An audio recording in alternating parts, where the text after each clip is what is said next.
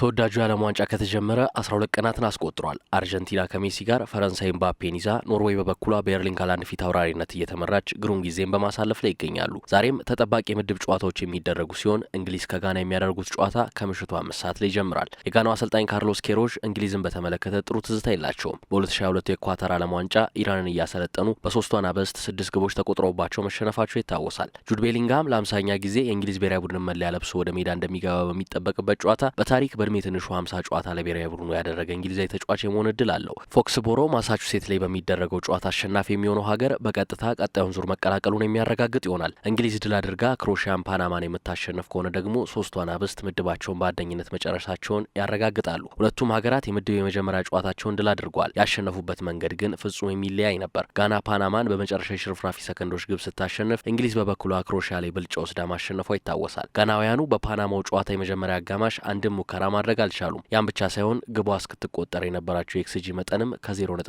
ያነሰ ነበር። በዓለም ዋንጫው የምድብ የመጀመሪያ ጨዋታ 24 መርሃ ግብሮች ተካሂደዋል። ከነዚህ ጨዋታዎች መካከል ጀርመን ኩራሳውን ገጥማ ካስመዘገበችው 12 ኢላማውን የጠበቀ ሙከራ በመቀጠል የእንግሊዝን 11 ኢላማውን የጠበቀ ሙከራ የሚስተካከል የለም። በጨዋታው እንደ ቡካዮ ሳካና ማርከስ ራሽፎርድ ያሉ ተጫዋቾች ከተጠባባቂ ወንበር በማስነሳት የተጠቀመችው እንግሊዝ የቡድን ጥልቀቷ ዛሬም እንደሚያግዛት ይጠበቃል። ኤሊዮት አንደርሰን በክሮሺያው ጨዋታ ግሩም ብቃት ካሳዩ እንግሊዛውያን ተጫዋቾች መካከል ቀዳሚው ነው። ከየትኛውም እንግሊዛዊ ተጫዋች በላይ 8 ኳሶችን በመንጠቅ በኖቲንጋም የሚታወቅበትን አቋም አሳይቷል። እንግሊዝ ጋናን ካሸነፈች በታሪክ ለአራተኛ ጊዜ የዓለም ዋንጫ የመክፈቻ 2 ጨዋታዎችን የምታሸንፍበትን ታሪክ ትጽፋለች። ከዚህ ቀደም በ1982፣ 2006 እና 2018 የምድብ የመክፈቻ 2 ጨዋታዎችን ማሸነፍ ችላለች። ጆርዳን ፒክፎርድ እና ጆን ስቶንስ በእንግሊዝ ብሔራዊ ቡድን ልምድ አላቸው ከሚባሉ ተጫዋቾች መካከል ናቸው። ለእንግሊዝ በርካታ ጨዋታዎችን በዓለም ዋንጫው መድረክ በማድረግ ፒተር ሽልተን ቀዳሚ ሲሆን 17 ጊዜ ተሰልፏል።